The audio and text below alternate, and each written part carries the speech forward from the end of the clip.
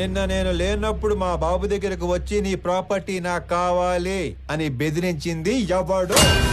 నేనే నేనే నేనే నేనే